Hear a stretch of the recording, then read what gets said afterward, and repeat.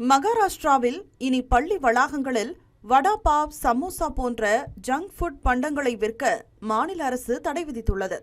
மகாராஷ்டிரா மாநில உணவு மற்றும் மருந்து நிர்வாகம் மாநிலம் முழுவதும் உள்ள பள்ளிகளின் வளாகத்திலும் பள்ளி நுழைவாயிலில் இருந்து 50 மீட்டர் சுற்றளவிற்குள்ளும் ஜங்க் உணவுகளை விற்பனை செய்வதற்கும் விநியோகிப்பதற்கும் விளம்பரம் செய்வதற்கும் தடை விதித்துள்ளது. இந்த உத்தரவின்படி vada pav, samosa, chips, chocolate, ice cream, குளிர்பானங்கள் மற்றும் அதிக கொழுப்பு, உப்பு, சர்க்கரை கொண்ட உணவுப் பொருட்கள் பள்ளி அருகே விற்பனை செய்யப்படக்கூடாது. மாணவர்களிடம் ஆரோக்கியமான உணவு பழக்கத்தை உருவாக்குவதே இந்த நடவடிக்கையின் முக்கிய நோக்கமாகும்.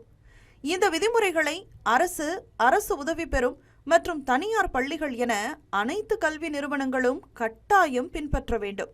விதிமீறல்கள் கண்டறியப்பட்டால் பள்ளி முதல்வர் மற்றும் நிர்வாகம் மீதும் நடவடிக்கை எடுக்கப்படும் என அதிகாரிகள் எச்சரித்துள்ளனர்.